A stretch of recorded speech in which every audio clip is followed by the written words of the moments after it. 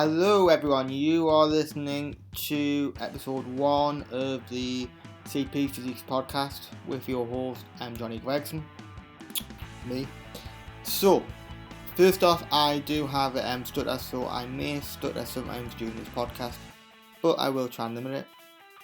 So the goal of this podcast is to educate others with CP, how to use evidence-based concepts, apply it to their CP, adjust things, and get results within fat loss and their physique. So, in today's podcast, I had the pleasure of interviewing James Walsham, who is the online coach at the Hypertrophy Hub based in Auckland in New Zealand. Now, James is currently at university studying sports science. He also has a condition like myself called Scoliosis. So today we covered how that affects his training, how he has to adjust his training, and we also covered evidence-based concepts. James has a lot of knowledge, so we delved a bit more into that and research around his condition in terms of weight training, how he has to adjust exercises and adjust his programming. Slight issue at the beginning of the podcast, it didn't record at first, so I'll just update you on what we discussed within the first minute or two. It was just based around how James first got into lifting, his running, etc. There wasn't a great deal missed, but just to let you know why. Otherwise, there would have been a bit of an introduction. So, this is an introduction to the podcast. I hope you find this useful. I hope you enjoy this podcast, and I'll catch up with you at the end. This doesn't help. It didn't seem to have any positive impacts on my level of pain, basically. So like with most people with scoliosis, you're going to have some level of chronic pain, whether that's a little or a lot, and it basically had no impact or a negative impact. And then I started lifting, I think, to improve my running at first, and then I started to notice like, oh wow, cool, I actually gained muscle like this, because I was very skinny. I was like 52 kilos when I started lifting properly. And well, actually when I started lifting, I was like 52 kilos and I was running at that time. So I was like built for a runner, like short torso, long legs. Yeah. And then I started lifting, and basically muscle, like relative to how small I was, muscle started to fly on pretty quickly.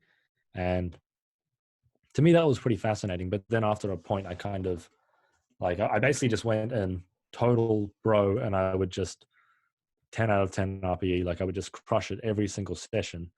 And it's like, I would literally be in there listening to motivational speeches. And like every session I was listening to like those classic ones you hear on YouTube. But Yeah. like, and that worked for a time, like just going in there and crushing it. But after a while, it's like, I started to rack up a few injuries. I didn't really progress. My weight started to just plateau. So like I couldn't even get the food in. And it's like, basically I just felt exhausted, but I didn't feel as though anything was actually working. So I kind of dove in a little bit deeper from there, and sort of basically I realized like, okay, I need to know my shit. And then that took a while, because you kind of don't know who knows what they're talking about. Like, Yeah. it's not like the first person you Google is Eric Helms. So, Well, which is that's it, unfortunate, but it'd be cool if it was. yeah. But Save a whole all the unfortunately, it's time. not. Yeah, that would be nice. 2-3 years of lifting, just completely amazed why you make the first mistakes. Exactly. Yeah, it'd be nice to limit those original mistakes, I'd say. In some ways, though, I think that you need to make those mistakes to then learn where you went wrong. Because if you went straight into it with the right information, you probably wouldn't. I listened to a podcast with AJ Morris one time. I think it was either AJ or Joe Jeffrey. They've both had this person on, natural bodybuilder from the UK. Forgot her name now, but she's 17, 18. And she was saying that her nutrition and when she first got into lifting, it wasn't on point, but she feels it's like, you know how we talk about nutrition is in when you first start a cut, you want to still have a lot of tools to use. So the way she said it was as if when you first start lifting, you don't really know a lot of things, volume, intensity, and things like that. But you've still got a lot of tools. But if you use all of your tools at Yeah. once, you might just sort of hit that brick wall and Yeah. burn I out. 100% agree. Yeah, like it's people like if you, especially like I think from a perspective of learning, it's like if you learn everything within 1 year, I think that'd be impossible. But it's Yeah. like if you learned everything at the start, I think like Dunning Kruger would just hit you like a truck. Like you would like if I learned everything or like the main principles within like the first year, I like back then I literally already thought I knew everything, but I basically knew nothing about lifting. Like I knew thinking back, I knew virtually nothing. Like I couldn't tell you one thing. I reckon if I told you how to gain weight or how to gain muscle, I would have said like if I said 10 things, I reckon 9 out of 10 would have been wrong. But, So it's but I can remember after my first season, my off season, I went into it thinking food's gonna start get so high straight away. I can gain 1 pound a week, which was far too much. And it's just you go into it sort of half blind and don't have the full idea of how things work. mm, yeah, I think it's like it's really like that process is I guess quite important. It's unfortunate that we kind of have to mess a lot of things up, and commonly that'll come with injuries or like actual like for instance like eating disorders or like stuff like that. It's like Yeah. that's where it's unfortunate, but I think a lot of the time we can learn. Hopefully we learn from those, but yeah, I do think it would be better if we could just learn from the mistakes of others, but it's hard to find those lessons, I guess. I kind of think that the whole love of the process is about getting things right long term. If you go in Mm, from day one with the whole right method, will you enjoy that process as much? mm, I don't think so. It's like how I listen to a lot of podcasts with people who are enhanced as well, and sometimes they'll get asked questions. If you could have anybody's physique, whose would you choose? And they'll say nobody's mm, because that takes away the fun of, mm. of actually lifting hard to get that physique. Yeah, like I think it like that whole like I've been thinking about that quite a lot recently. I was talking to Steve the other day about something completely like unrelated to this, but it was like he was sort of like, well, like the that that long term, like if you're focusing on the outcome and you just want the outcome, Yeah, it's kind of like pretty quickly you're just going to get burnt out because it's like if you don't actually enjoy what you're doing whatsoever, then it's like, okay, why are you actually doing it? Like, cool, you might be shredded, but like, do you actually enjoy getting there? Like, that's I think a you really important thing. always see those who do one show and then they'll never come back because, Mm, in my view anyway, they were doing the show for the wrong reasons. So mm, they got lean for Instagram likes, for business, for whatever, but then you'll never see them get that lean again because they weren't they weren't completely invested straight into that process. So That's why I personally am not competing for a while, I would say.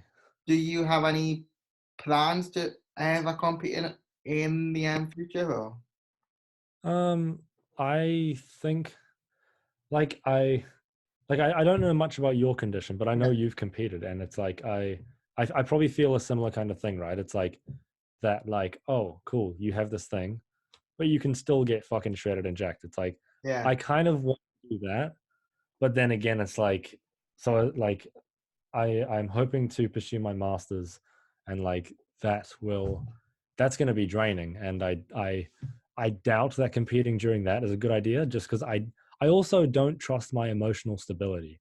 Like I don't, I would say mental health has been a struggle for me quite a lot, and I don't know how I would react if I placed that amount of stress on myself. I don't think I'm mentally tough enough to So like have good relationships while that's going on. for me, I'm an all and often kind of person. So I Mm, did a 16-week prep with kind of like a bro style coach at the time, meal plan, um, training at push pull legs, and I had a lot of weight to drop. And mm, before that, I had a coach where I was doing again 16 weeks, I think it was. And from week one, I must have been 22% body fat. So there's mm. me thinking we'll be cutting. He put me straight onto a bulk. And in my head, I'm like, what the fuck? But But I guess it's that perspective looking back. It's like I literally used to think like, oh, like I still have shit on my wall. Like I have like a whiteboard like paint yeah, on my wall so I can write like it's a whiteboard, and like I've written a bunch of goals that are just they were so stupid. I thought I would be like, so like I thought right now I weigh 70 kilos. I thought I would be like 85 by this age. Like I was, yeah, and it's like we'll be if there. I pushed to 80, yeah, like if I pushed to 85 right now, I would be clinically obese. Like it's just like I need, especially if I did it in any reasonable fashion. It's just how I'm built. Like for me to get, I think for me to uh push up that high would be unreasonable. But I was just expecting this, like, oh, I'll be lean at 85 within like 2 years for sure, and I just had no. Um, I think that perspective's really hard to get until you've been like, oh shit, I made that mistake. Like, Yeah. But because this guy was jacked, I went along with what he said, thinking he yeah, must know what's right. And then there was a show that came around, someone else, because my uncle also competes, and there was a show nearby. This was 6, 7 weeks in, still bulking. 2 weeks later, and he says, "Oh yeah, that's fine. We can get you ready for this show." 2 weeks of keto, half of what I was eating, doing twice as much per day, and it was just like got on stage out of shape. So for the next 16-week prep, in my head, it was tick every box or get on stage looking like that again. So mm, for that full 16 weeks, I probably there was no form of balance. It was work, train, mm, eat, sleep, repeat, mm. pretty much. Yeah, and like that's the thing. I don't know if I could. I doubt that I could handle that, especially right now. Like I don't know if it's just my age or my immaturity, but I just don't think I would be emotionally stable. Like, or I don't think I'd be emotionally responsible. Like, for instance, when I was talking to Eric Helms throughout his prep, like we did, I think just one podcast throughout that, but we were planning multiple projects as Yeah, well. that's not. Yeah, that's And not one. Yeah, like, yeah, he like he was just emotionally there, like, and he was just like he would reply to emails on time. Like it wasn't like it was like he just become a zombie. Like it was quite crazy to see, really. Like the way people talk about prep, it's like he seemed a little tired and drained, but he wasn't like angry. He never got frustrated. It was really quite um, admirable to see. It sort of set the standard for me of like, okay, I want to be able to be similar to that when I prep. Like, I don't want to be just a dickhead like going around like losing my temper all the time. So it's like, yeah, yeah, that's why I probably, I don't know if I do compete. One, I would like to have more muscle mass. That would be good. I, I think we'd all love to have that though. It's like for me, it's like every year I think, have I made enough improvements?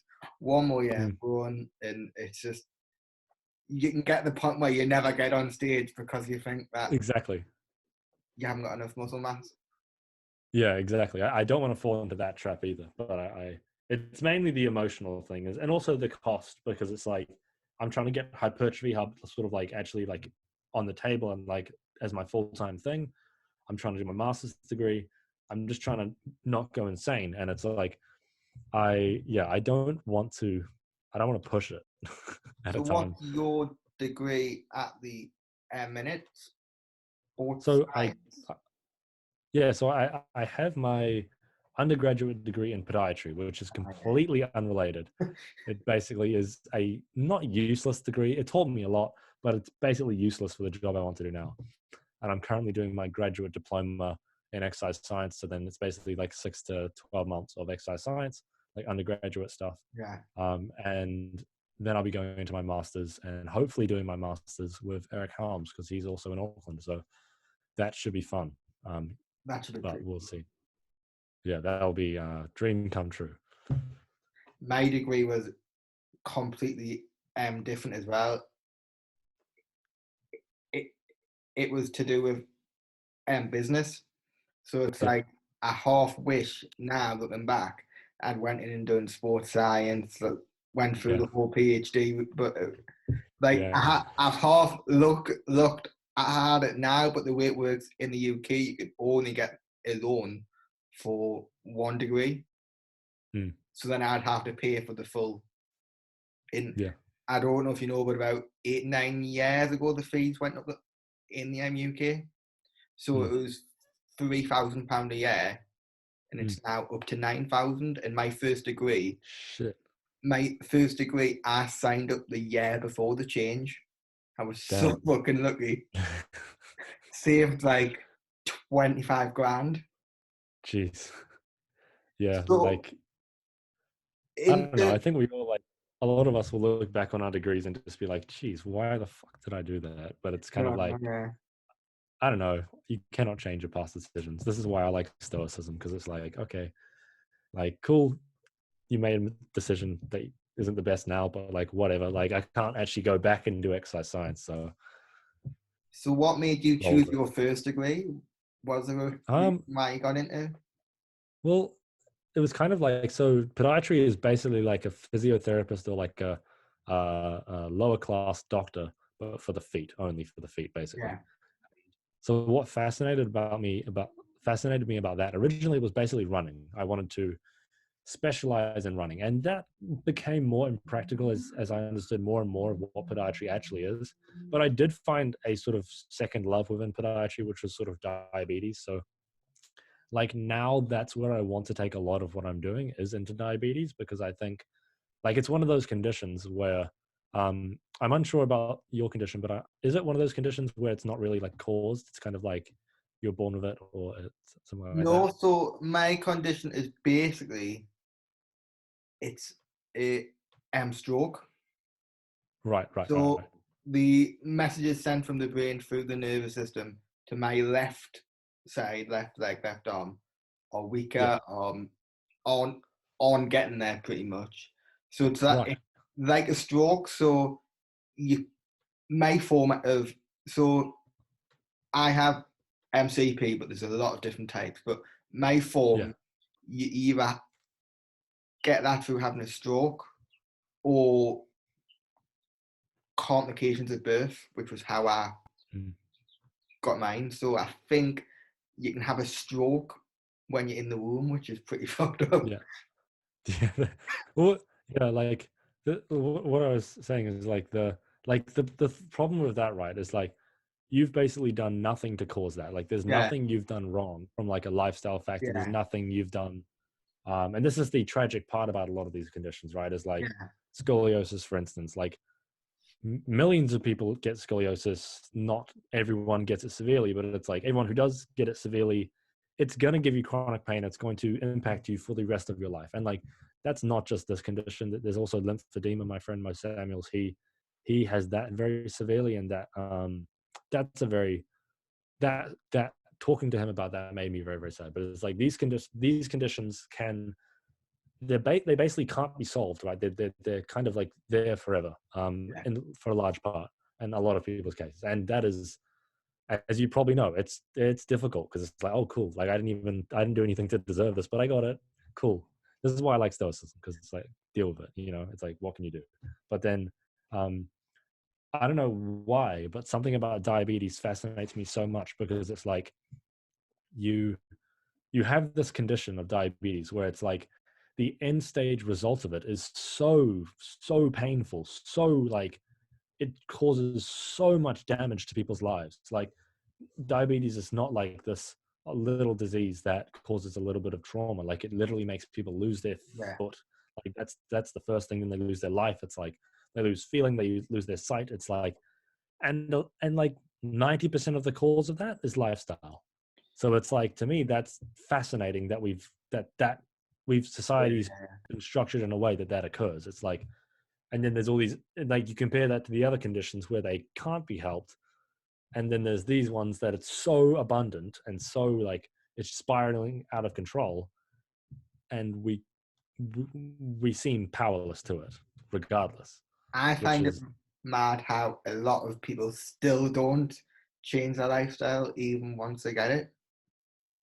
yeah. Well, I I, think it's like, I think that the like it is against them. Like, I don't blame people. Like, I definitely don't blame people. Like, for instance, just with obesity, it's like we live in an environment where obesity is, it's so conducive to yeah, obesity. Like overeating is ridiculously easy. Like, everyone has a sedentary job. Everyone goes on their phones all the time. Everyone has shit sleep. Everyone's stressed out 24/7. Everyone eats shit food.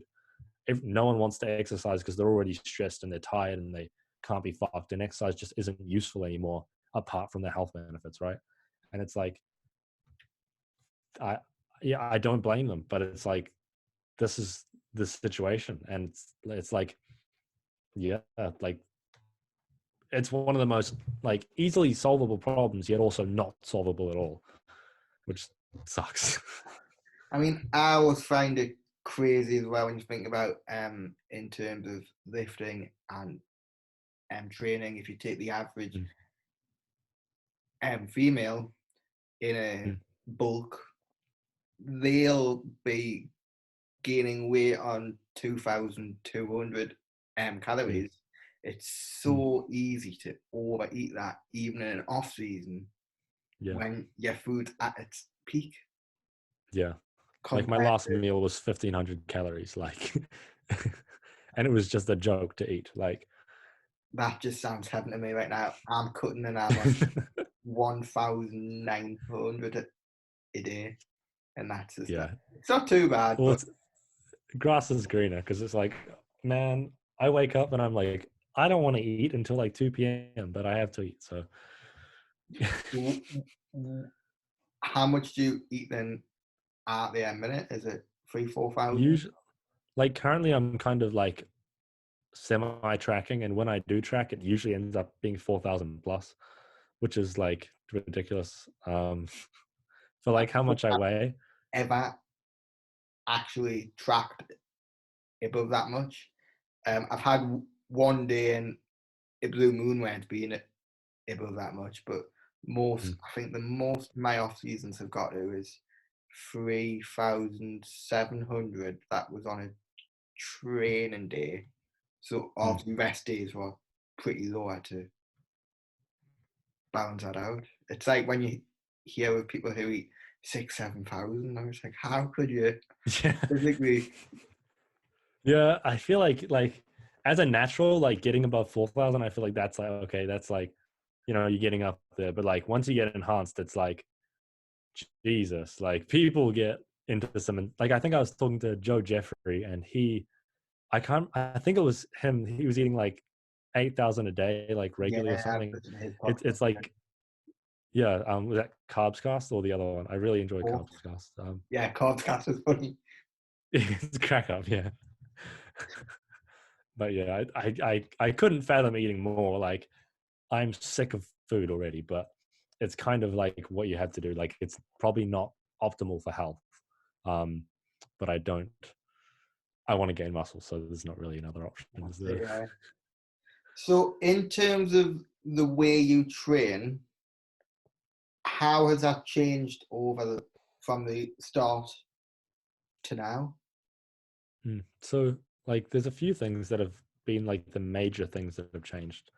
Probably the main thing is volume. Like that was Yeah, sort of like revolutionary for me. Like I think it was I can't remember how I first learned about it, but it might have been through like Jeff Nepard or Omar Yusuf. I think it might have been through actually Steve's roundtable, Revive Strongest roundtable on volume. That kind of was a yeah, big that was this a big I've listened breakthrough to, for yeah. me. That thing is amazing. But like realizing like MRV and like volume landmarks, like that was pretty crucial. Like just the fact that volume is important, and like if you like volume, you cannot recover from a certain amount of it, and it's like to me that was like, oh shit. And also like the fact of like realizing that when you have like a chronic joint condition, it's like you can really not train as much as other people. Like we can't take you can train, I'd say, with similar amounts of volume a lot of the time, like in terms of number of hard sets, but you really have to make sure your stimulus to fatigue ratio is on point. um, and and you have to learn how to actually do that, and to the degree that that's actually possible, to know. And then you also like you can't just like reduce volume because it's like, okay, cool, like now you've just got no volume. You also have to figure out like, okay, what intensity do I train at? Like when I worked with Steve, I think it was last year, that was that was a pretty big breakthrough for me, because it sort of gave me a lot of the principles of like, oh, this is how you should structure. And like we made some damn good progress during that time, So do simply you because I still had, train in that style? Sort of. yeah, I pretty similar style. I right now how I like to structure my mesocycles personally. So it's like I will have a 6 week, usually around 6 weeks of training, depending. Basically, I have a pretty like unique auto-regulated deload. Like you basically couldn't have this approach with anyone who doesn't have scoliosis. Basically, when I start getting back pain while sleeping, or like a significant amount that Yeah. disrupts my sleep, that's when I pull a deload. So it's like I get that pain regardless, but it gets to a certain point where I'll begin to get the symptom called costochondritis, which is basically inflammation of the ribs. And once that starts to sort of get up there, I can begin to sort of tell, like, okay, I'm beginning to basically be under recovered, or I'm approaching that point. And that kind of regulates when I deload. So that dictates the length of my mesocycle. And then pretty much all the time I train with reps in reserve. I do go to failure on things like lateral raises, bicep curls, tricep extensions. What else? Sometimes doing like a quadricep extension, Is not a that hamstring curl. on each week, or is that at the end of your mesocycle, or? So usually, so at the end, I will take most things to failure except massive compounds like a Yeah, leg press. To take that to failure is pretty hard. no, Um, I've been there. and yeah, and so with higher rep isolations, I personally do believe that it is. I don't want to make a statement saying like it's definitely more optimal, but I have a hunch that it might be a better idea to have those on lower reps in reserve at the beginning of a mesocycle. Although there's a lot of disagreement to that, there's a lot of pushback to that statement, um, and I don't think that's a unanimously held opinion either. I just think um, reps in reserve on higher rep isolations should basically be lower. So that, and also you have to take into account, like for instance, say if I was doing a hamstring curl, I would be less likely to take that to a higher relative intensity or a higher RPE at the beginning of a mesocycle, simply because of how damaging it seems to be, and particular for myself. So for instance, when I do hamstring curls, if I do them to a high intensity, I begin to get calf issues. So it's like things like that where you can see a correlation between intensity and injury. Yeah, um, like one of the main principles that's guided me over the last year, or like I've probably thought about it for the most part over like a year ago, was like, okay, can you actually progressively overload this movement for the next really like 3 mesocycles? Could you overload this movement for 3 mesocycles in a row, deloads in between, all that? Could you overload it for 3 mesocycles in a row without getting an injury, or like without it causing so much local fatigue or like stress on a particular joint or other structure that leads to you having to deload early. So it's like that's guided the majority of my personal programming, but it's a little bit different for my clients. It depends if they have scoliosis or not. But yeah, that's the main thing that kind of guides my own programming is like, can you well, that's my main thing that guides my exercise selection. But the what dictates the RIR for me, or like usually I start at like a 3 to 4 RIR at the beginning of a mesocycle. Yeah. I think that's a pretty good idea for all compounds for the most part. But then on isolations, I'll start at lower and I'll just basically progress downwards or upwards, however you look at it, I guess. Yeah, I know. I think one of the first podcasts that I listened to on your channel was the one with Jack Forburn and Lyndon. Oh yeah, yeah, Um, that was a fantastic one. Lyndon really, he was quite brilliant on that, I think. yeah, I mean, I used to train all sets to failure, doing the typical train by GP approach of 2 sets. And at first, I think it was my first coach mentioned this after my first prep, said because I had 2 weeks where I could just train when I was what I wanted, and I was getting into sort of high intensity, even 1 set just to complete failure. And what he said was, because with my condition, if every rep isn't a contraction, if I take 10 sets to failure, sorry, I mean 10 reps. If I take 10 reps to failure, only 5 of those reps might actually be a good contraction. So by doing 2, 3, 4 sets, I'm then getting more contractions in, if that makes sense. Compared to just doing 1 set to fail when the accuracy of each set isn't on the end money. So, and I found that at first I was just getting tired without really causing much results, if that makes sense, because I wasn't actually training the muscle correctly. But I worked with Jack Richardson, his client.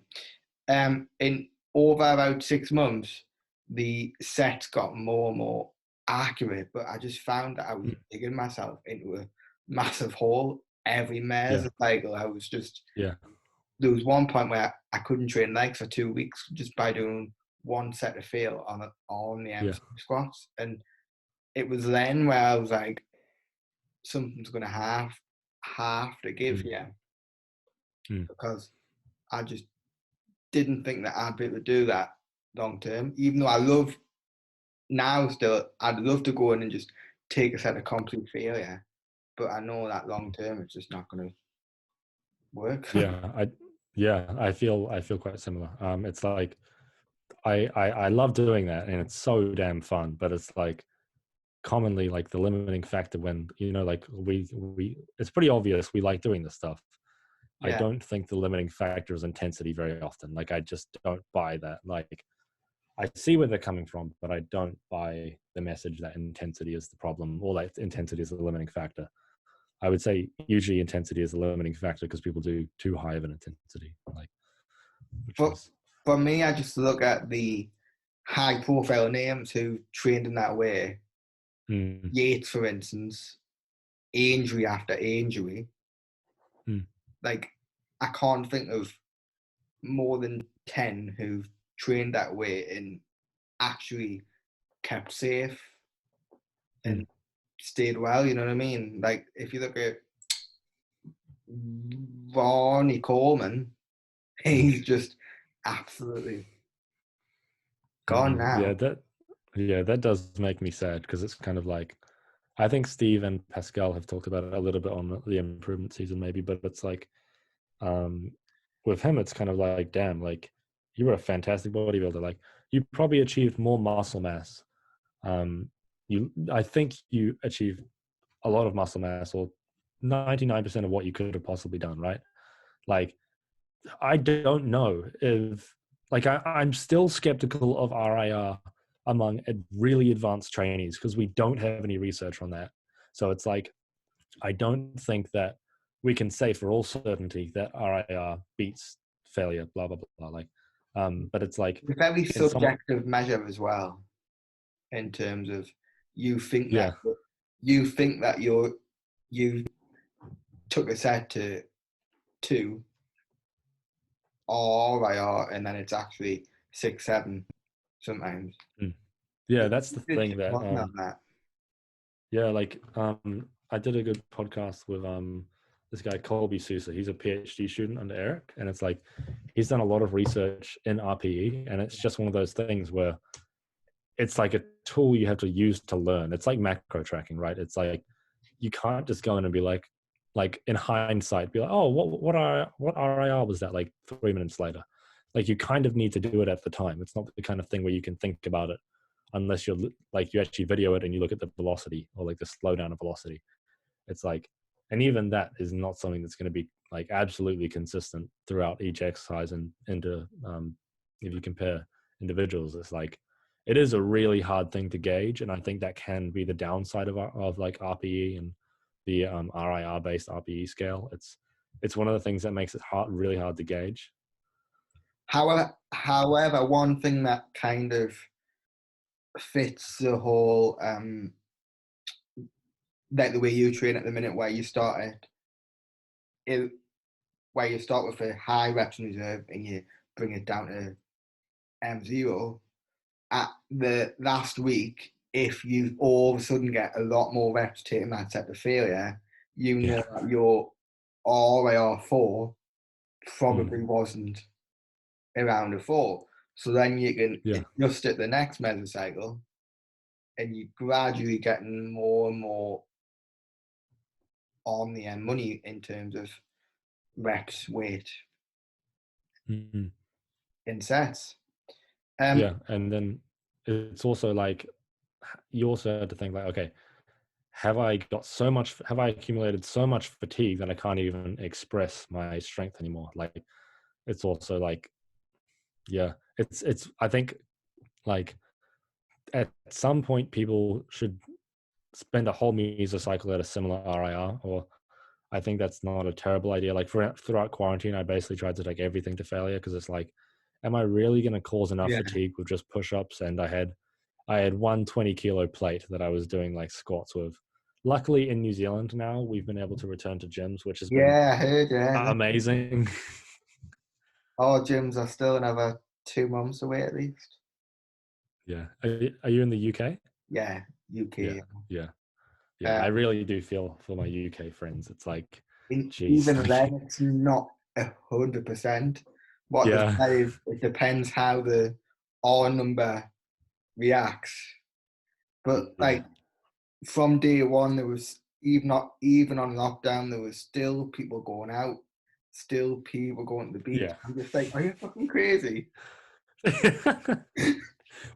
Like, it's just kind of like, okay, it's, I wouldn't even be worried about catching it. Like, that's not even the thing that scares me. It's more like, not even anything scares me. It's just like, oh, it's kind of disrespectful. It's like, people are dying. Like, in New Zealand, we were lucky enough to only have 22 deaths, but it's like, in the UK, it's not that situation. Like, it's a mess. And it's like, 35,000, I think, were through Jesus. now. Yeah. Yeah. They said they Like, were it wanting to just keep me. it below Yeah. 20,000, so they've already Mm. but like even then, in terms of just, it's just been a complete mess from day one. How it's went testing PPE, it's just crazy. So Mm. in terms of, we've covered how you train, but in terms of exercises and things like that, is there any adaptations you have to make with that to Mm. work around your condition? Yeah. So I'd say like that principle I was talking about before, sort of like the, if you can't progressively overload it for 3 Yeah. months or like 4 or 5 months, then should you really be doing it? Like, but also it's like, so that's the main thing I would say that sort of guides exercise selection for me. But it's also, there is like enjoyment's a minor factor for me, but I kind of feel as though I have to forfeit that just because my exercise selection is already so limited. Like, and it's also getting over that whole like some exercises just because you're not holding a barbell don't work. Like for instance, a back extension. Like no one back does a back extension. It's Yeah. so underutilized. It's a fantastic movement, but it's like, you know, like people just don't want to do it. But it's a really good hip hinge. But it's like shit like that where it's like, okay, that's a really useful exercise.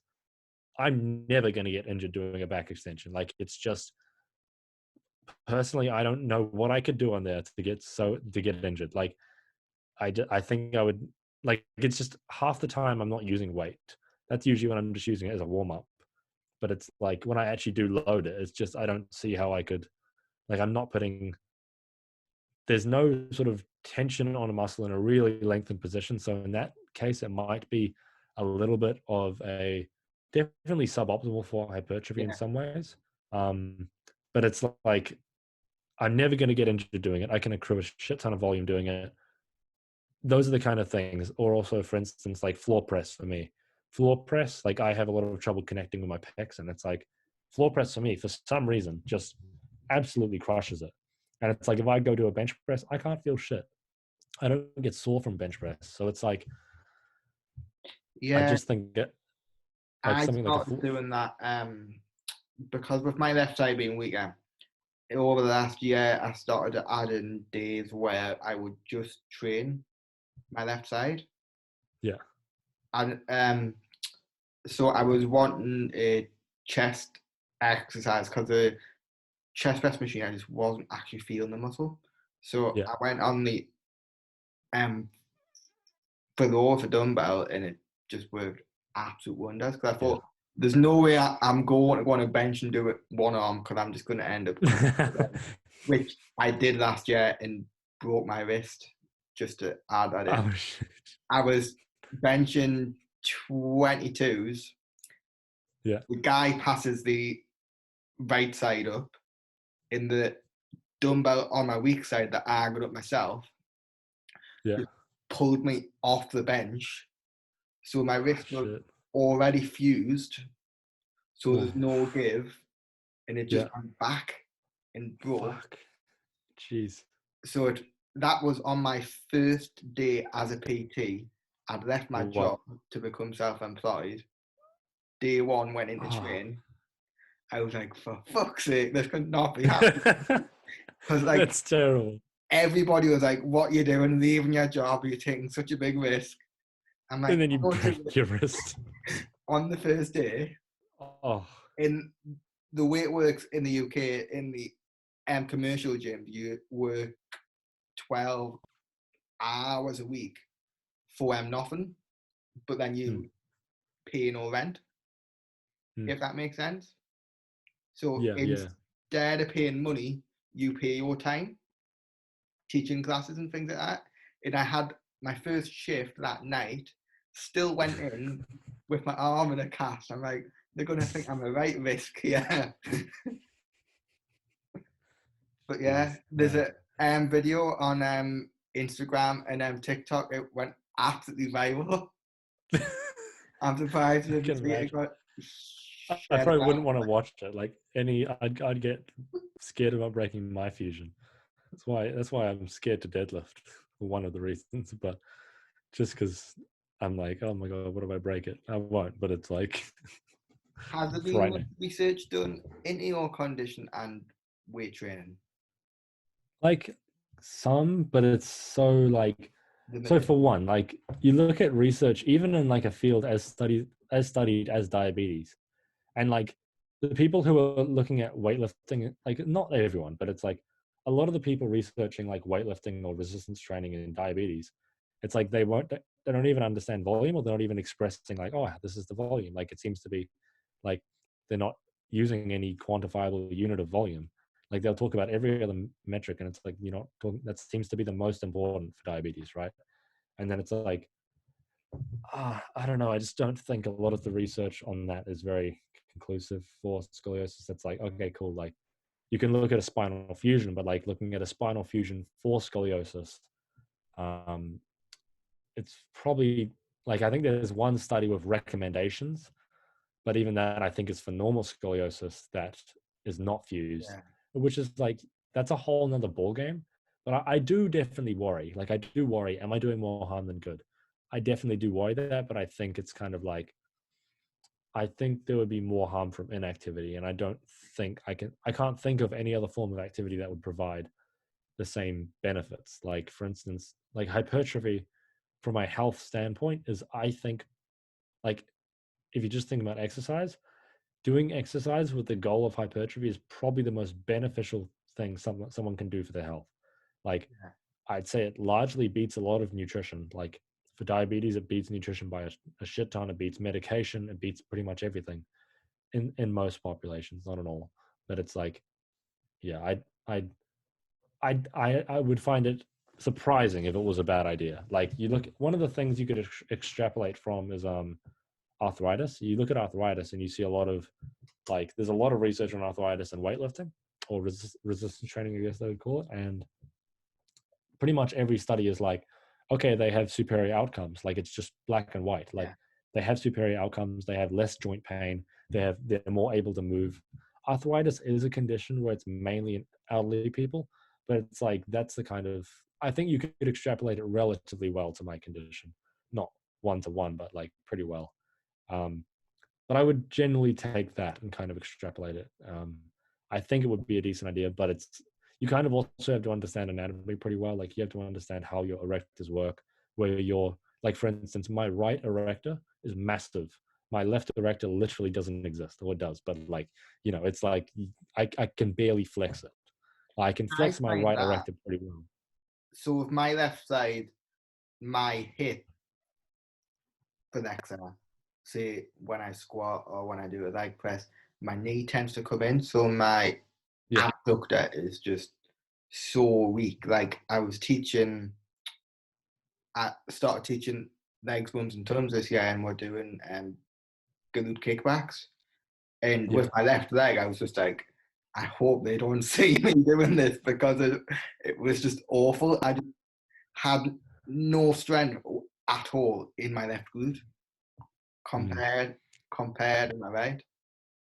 yeah. Well, I mean, it's like I could definitely relate to you on the imbalances thing. Like if I measured like the cross sectional area of both my pecs, I think the one on the left would literally be double the size of the one on the right, which is like,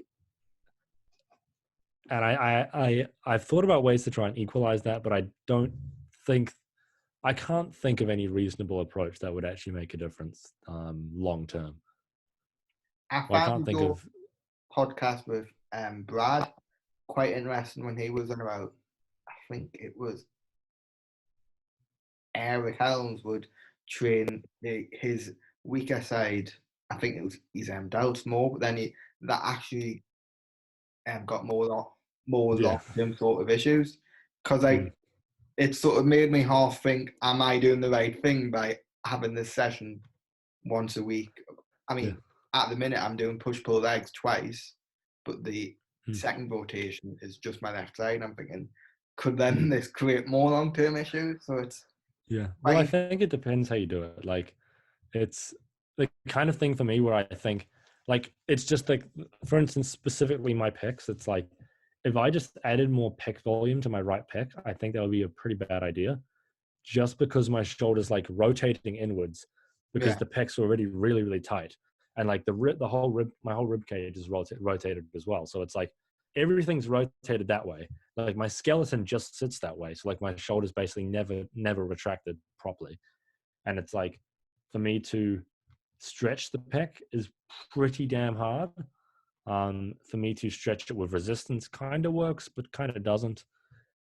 So it's yeah, I think also the tightness of the pec is one of the things bringing it round. So it's like in that specific case, it just feels like I doubt that it would be the right play. And I also have seen things where it's along the line. Scoliosis is such an unclear condition a lot of the times, but it's like um, I've seen a lot of things saying like if you try to make yourself look symmetrical or you try to do a bunch of stretching and strengthening on opposite sides, that can be a lot more detrimental. Like apparently, and this is purely speculation, anecdote, etc., stories, but it's like I have a suspicion, or I've been told and heard rumors that it's like if you try to stretch and strengthen opposite sides, it's just going to make the not to make the problem worse, but arise other issues, specifically in scoliosis. So it's yeah, I would be careful personally doing that for my condition, but yeah, I think yeah, I mean I know nothing about your condition, but I yeah, mean, it might one thing that is a bit annoying about my condition is that yes, I could add in a lot more volume, but then you've also got to think about my condition more mm, so is linked to the CNS. So what amount of fatigue would that cause? mm, So sometimes doing more isn't always the right option, which is yeah, what frustrates me in terms of most conditions, really. Like, there's not a lot of research out there, full stop, for yeah, gaining muscle and fat loss and things like that. But then when yeah, you look at a specific condition, there's, there's next to nothing. I mean, last mm, week I decided to look online and just see what I could find, and the only things were about rehab, not yeah, actually. So my aim isn't really a rehab. My aim is to get jacked. So yeah, there's no really specific research on that. So you've got to interpret research, but then yeah. you might not be on the right lines. Mm. I think yeah, it's like I tried to interpret research a few years ago before I could like, and even now I think I barely have the capacity to Yeah, interpret the majority of research, except like a review maybe, and that the review is basically being hand fed because it's like here's the discussion, here's what you should do, here's what you like shouldn't do, maths. or some reviews. Yeah, like Yeah, yeah, and I I I, I would be I don't know. I think reading research is hard, but it's unfortunate that there's not like it's just there's so many health conditions that it's just like and like so many of them have so many different variants like scoliosis there's like three main different kinds and then if you look at just the main kind idiopathic adolescent scoliosis where it develops over like the 10 age range like you're yeah. generally looking around like the teens that's when it'll start to really get bad um, you can see sort of like some research on treatments, but even really, there's only research on two different treatments, and both of them are pretty bad treatments. Like they just don't, they're not good, because it's not like that pressing of a problem. But and there are a few treatments, but it's like people will then get tricked by gurus, and they'll get tricked. Like there's so much BS out there for scoliosis, which I find really sad. But I don't know what I can actually do to help that because it's like, well, I am not a doctor. I don't understand the condition to the degree that I need to. Like I coach a few people with scoliosis, and that helps. But it's like some of the treatments, it's like and interpreting the research, it's like well, that's with anything that's hard, and then with a specific condition where you need to make sure it's the exact same one as yours, and then interpreting it to your own individual version of the condition, it's like, Right, oh, geez, yeah. it's tough having a chronic condition. It it's like my condition that there's some out there who'll have it worse than the arm, and their leg will not really be that impacted, whereas the arm might be bad, and vice versa. Um, but yeah, so it's like one thing that I did like about um Jeff Albert is that he doesn't have a set amount of volume.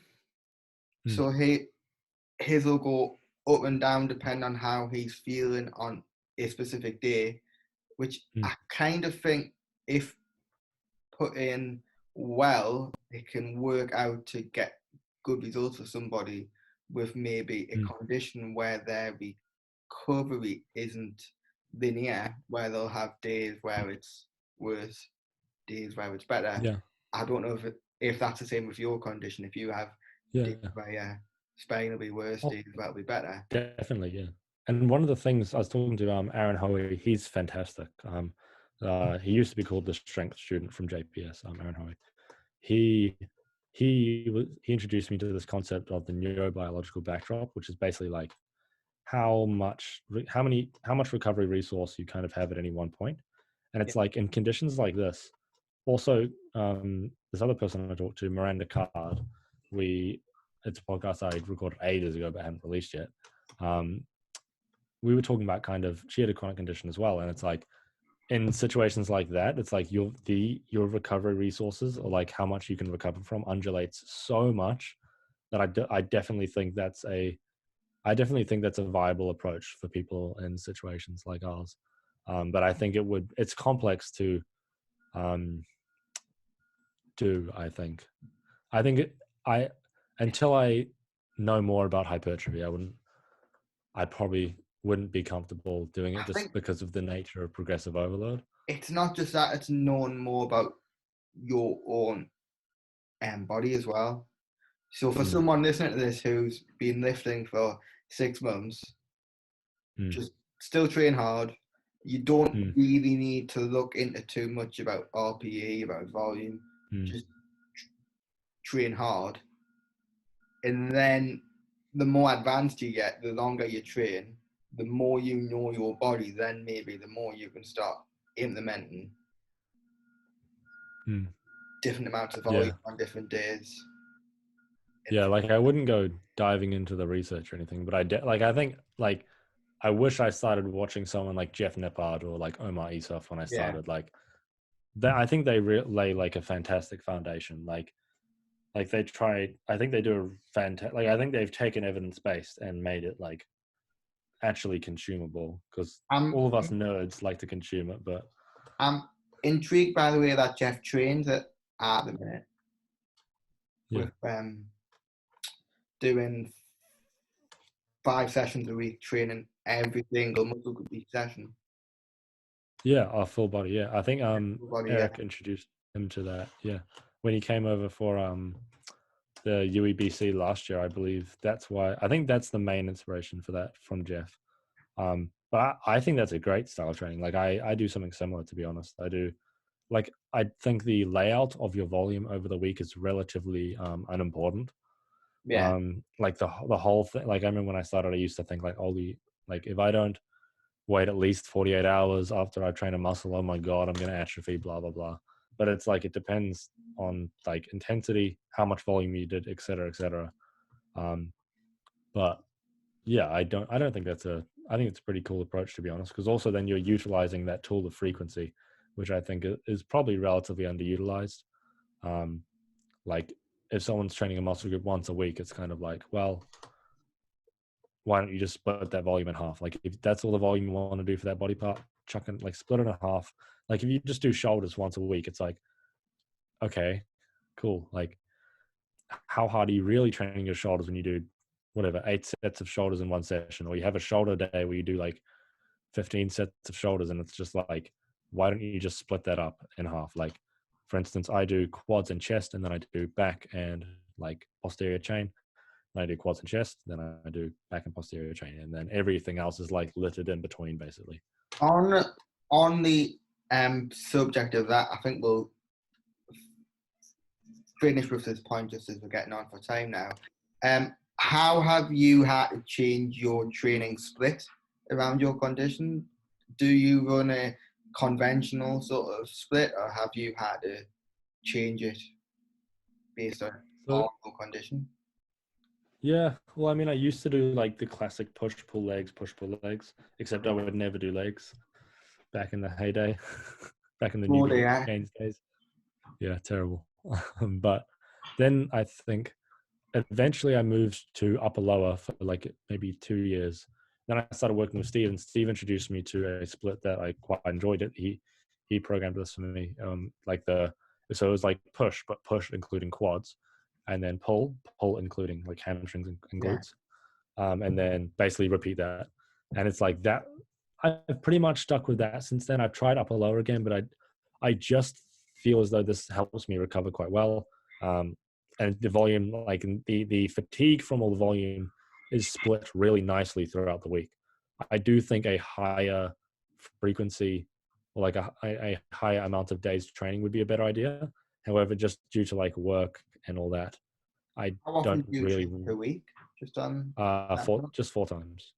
4 times, yeah. I've found Yeah, that would be the right. I'm doing 6 at the minute training yeah, from home, but that might come down yeah, when I go in the yeah, gym. yeah. When I was training at home, I was training like twice because I just couldn't be bothered, which is not the best. Definitely suboptimal. So, on that note, I think we'll end it there. And thank you for coming on. Where can the listeners reach you? Instagram, Facebook, etc. So if people want to find me, they can find me on Instagram at the Hypertrophy Hub. So hypertrophy, like hypertrophy. That's kind of where I post Yeah. everything. Like that's where I post my infographics and sort of my main information or like educating, etc. I'm getting a little bit more serious on YouTube. I'm trying to actually take YouTube a little bit more seriously now. So my YouTube is James Walsham, so just my name. It should come up with like a bunch of videos about scoliosis and all that. Um, and yeah, Instagram, same name. But yeah, that's about where you can find me. I also do have a podcast, the Hypertrophy Hub podcast, same name. Everything's along those two kind of names. Cool. Hello, everyone. You are listening to episode 1 of the CP Physiques podcast with your host, Johnny Gregson, me. So, first off, I do have a stutter, so I may stutter sometimes during this podcast, but I will try and limit it. So, the goal of this podcast is to educate others with CP how to use evidence-based concepts, apply it to their CP, adjust things, and get results within fat loss and their physique. So, in today's podcast, I had the pleasure of interviewing James Walsham, who is the online coach at the Hypertrophy Hub based in Auckland in New Zealand. Now, James is currently at university studying sports science. He also has a condition like myself called scoliosis. So today we covered how that affects his training, how he has to adjust his training, and we also covered evidence-based concepts. James has a lot of knowledge, so we delved a bit more into that and research around his condition in terms of weight training, how he has to adjust exercises and adjust his programming. Slight issue at the beginning of the podcast, it didn't record at first, so I'll just update you on what we discussed within the first minute or two. It was just based around how James first got into lifting, his running, etc. There wasn't a great deal missed, but just to let you know why. Otherwise, there would have been a bit of an introduction. So, this is an introduction to the podcast. I hope you find this useful. I hope you enjoy this podcast, and I'll catch up with you at the end.